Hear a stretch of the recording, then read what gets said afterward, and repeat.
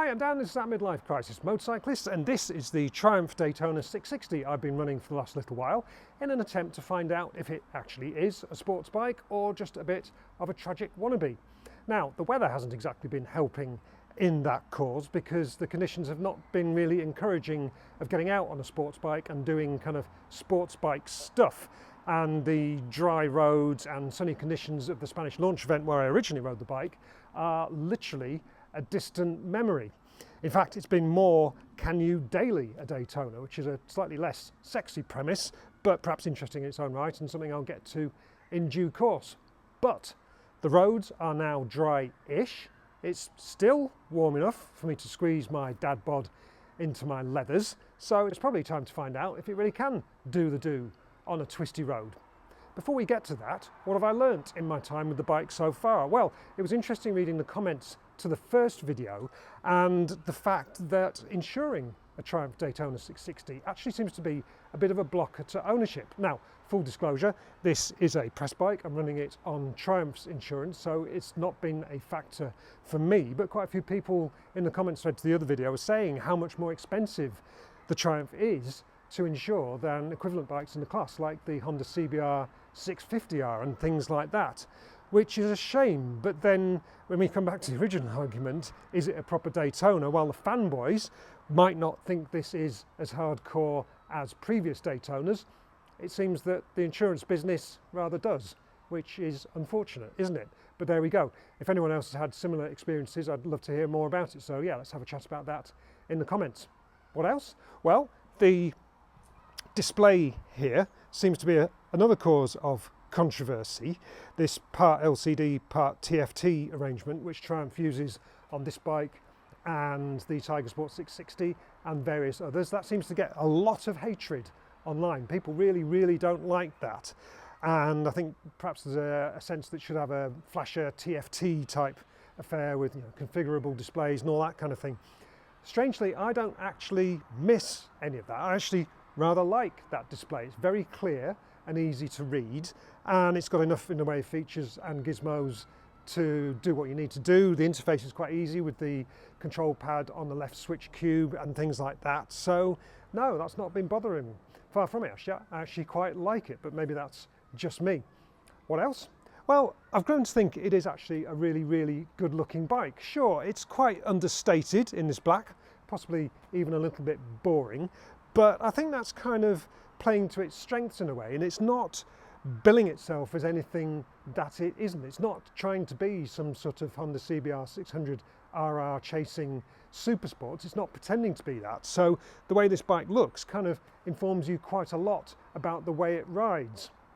But is it enough? Is it enough to justify dressing like this for going out for a bit of a ride? Well, let's go and find out.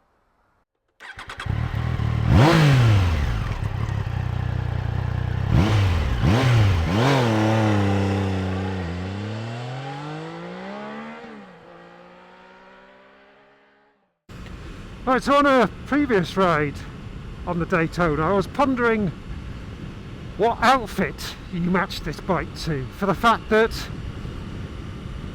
given that it's not full-on sports bike, dressing in full leathers, in full sports bike style, maybe looks a bit wannabe, a bit try-hard, but here I am in my leathers.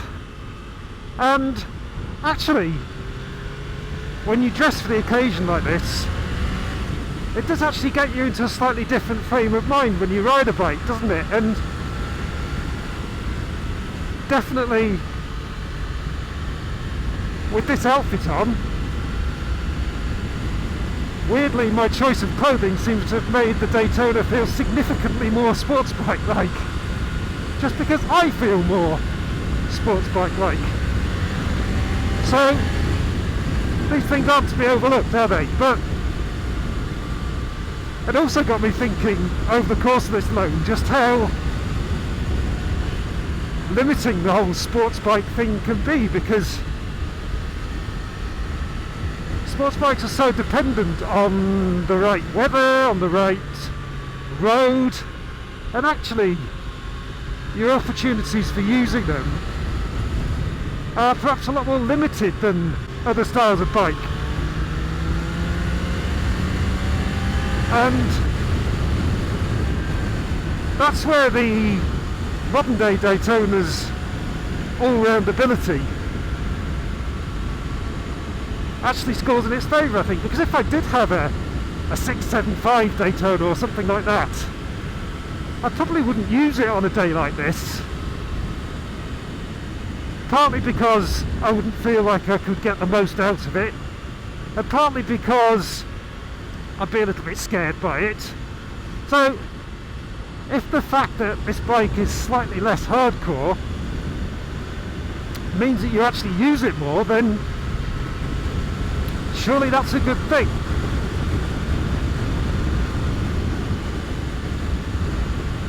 Then there's the fact that, yes, I've been using it for the commute and stuff as well, so I've been using it as a bit of an all-round bike, and the riding position isn't too extreme for using like that, so it's actually quite usable. Again, I probably wouldn't commute on a 675 Daytona, but this is flexible, relatively comfortable. The fact that it's really narrow means it's awesome at filtering as well, which has been really useful. So yeah, perhaps not as hardcore, but more usable. And I guess the debate is whether that trade-off trashes the legacy of the old Daytona, or just, as I think I said before, just reinvents it for a new audience. But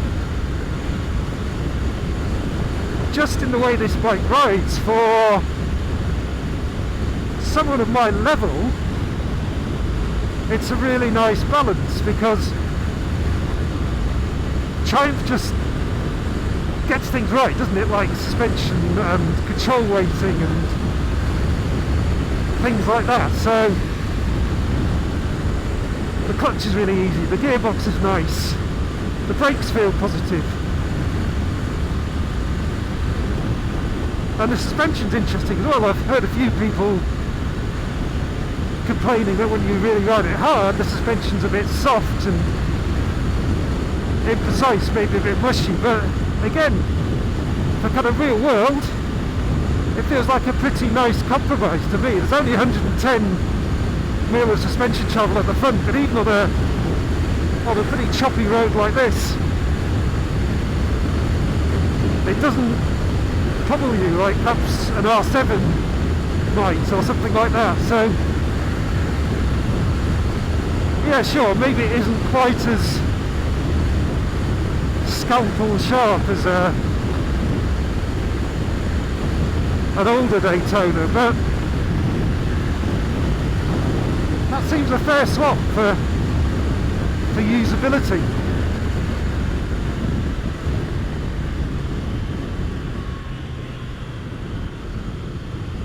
Yeah, I'll take that.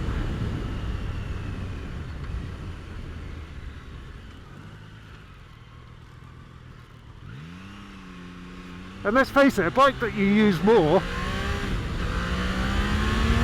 has to be a good bike. And then we get to the performance and the riding style, and there's certainly nothing wrong, again from my fairly limited experience of such things, there's nothing wrong with the way this bike handles. And the geometry on the Daytona feels pretty, well, by the numbers it's pretty sharp, so,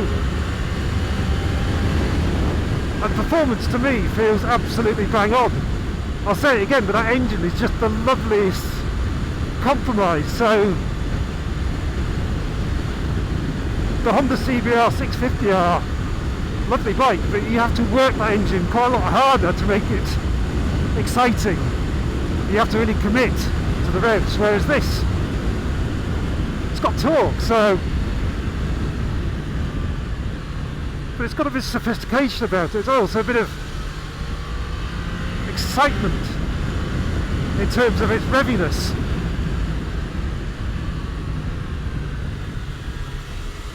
And certainly when you get to a corner like that, you feel like you can chuck it around a bit as well. So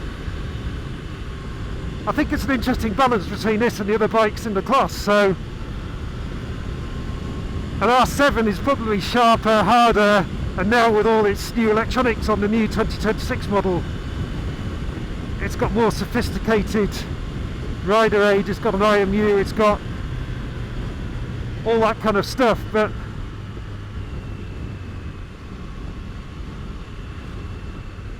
yeah, it's harder work to live with. It's a more extreme riding position. It's stiffer.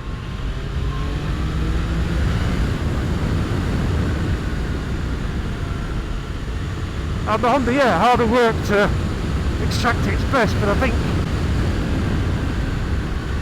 the Daytona just has a nice balance about it. So yeah, it might not be all the sports bike it once was, but for a rider of my experience level and for the kind of speeds you can actually enjoy on the road, I think it might be all the sports bike I would actually need. And you can't say fairer than that.